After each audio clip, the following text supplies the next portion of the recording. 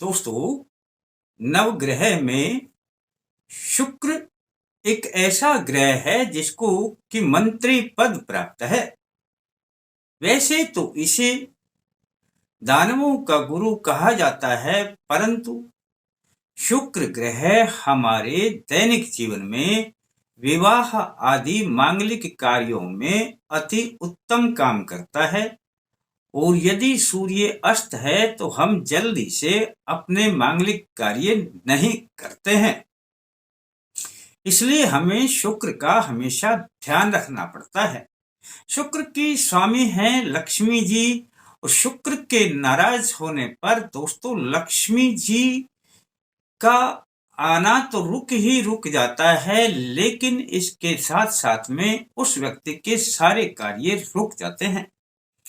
शुक्र जिनका मजबूत हुआ करता है दोस्तों, वह कला प्रेमी, सौंदर्य प्रेमी, रस प्रेमी, और उसके जीवन में जो भी वह काम करता है सदा आगे बढ़ता रहता है। दोस्तों, इसलिए आप अपने शुक्र ग्रह का हमेशा ध्यान रखें। यदि आप नहीं जानते आपकी कुंडली में शुक्र ग्रह मजबूत है या नहीं है तो जाने दीजिए, कोई फर्क नहीं पड़ता।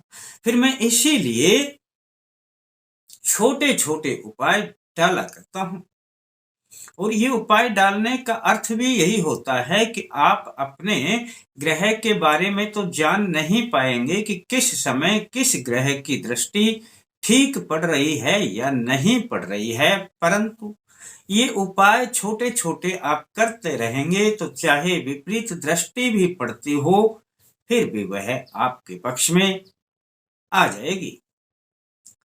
करना आपके ऊपर है दोस्तों। यदि आपके साथ समस्या है धन की, या आपके साथ समस्या है आपके कारोबार की, या आपका काम नहीं बनता है, या आपको कोई गिनता नहीं है, मान सम्मान नहीं देता है दोस्तों, आपकी बात को कोई मानता ही नहीं है दोस्तों, मुख्य रूप से सबसे ज्यादा परेशानी का सबब तब आता है जब कोई आपकी बात को ना मानता हो। जब आपकी बात कोई मानने लग जाएगा तो समझ लेना कि आपके कार्य भी बनने लग जाएंगे और आपको डिप्रेशन से भी मुक्ति मिल जाएगी। अब मैं जो उपाय बताऊंगा दोस्तों, हर कोई मानेगा आपकी बात, और आपके पास धन की भी कोई कमी नहीं होगी दोस्तों। ये एक तरीके से आपके सम्मोहन को भी बढ़ाता है, और आप जिसको भी देखेंगे उसके ऊपर आपका प्रभाव होने लगेगा। तो फिर आ जाते हैं अपने विषय पर। आप इस ग्रह को मजबूत कर लीजिए दोस्तों, और उपाय भी यह तो आप जानते ही हैं कि बड़े साधारण हुआ करते हैं। बस आपने दोस्तों इस प्रयोग को शुक्रवार से प्रारंभ करना है, और आपने एक आधा केजी चावल यानी आधा किलो चावल की आवश्यकता होगी। चावल टूटे हों साबुत हों कोई फर्क नहीं पड़ता है। कई बार कह दिया जाता है जी चावल टूटे नहीं होने चाहिए, कोई फर्क नहीं पड़ता, आप सिर्फ चावल होने चाहिए दोस्तों। आधा किलो चावल आप लेकर के किसी भी पात्र में रख करके अपने सामने बैठ करके पूर्व की ओर मुख करना, और अपने सामने चावल को एक पात्र में रख लेना दोस्तों। आपने अब यह रखने के बाद शुक्र का ध्यान करना है कि हे शुक्रदेव, मैं आपके चरणों में हूं, और मैं जिसको भी जिससे बात करूं वह व्यक्ति मेरी बात को माने, और मेरे पास धन धान्य की कोई कमी ना रहे। बस इतनी सी कृपा आप मुझ पर बनाए रखें दोस्तों। इतना बोलने के बाद आपने उन चावल में से थोड़े से चावल अपने सीधे हाथ में रख लेने हैं, थोड़े से ही रख लेना, और रखने के बाद आपने यह मंत्र 11 बार बोलने हैं दोस्तों। ओम श्वेतांबराय धनाध्यक्षे श्री शुक्राय नमो नमः। मंत्र एक बार फिर सुन लीजिए और इसी अंदाज में बोलने हैं दोस्तों, जल्दबाजी नहीं करनी है। ओम श्वेतांबराय धनाधक्षे श्री शुक्राय नमो नमः। दोस्तों 11 मंत्र के बाद ये चावल उसी चावल में डाल देना, बस रख देना उस चावल को ढक करके। अगले दिन फिर यही इसी प्रकार से करना है दोस्तों, फिर उसको ढक करके रख देना। अगली बार फिर ऐसा ही करना है दोस्तों। 21 दिन तक आपने इन चावल के साथ यही प्रयोग करना है। थोड़े से चावल उसी में से लेने हैं, 11 बार आपने यह शुक्र के मंत्र पढ़ने हैं और फिर उसी में डाल देने हैं दोस्तों। 21 दिन के बाद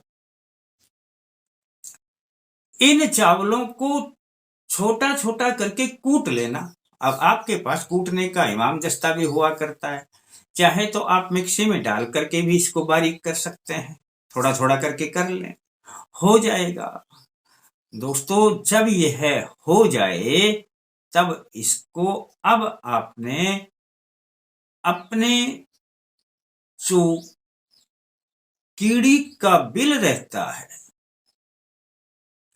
उस बिल पर आपने इनको डालना है कम से कम 3 बार में। 3 बार में आप इसे पूरा कर देना।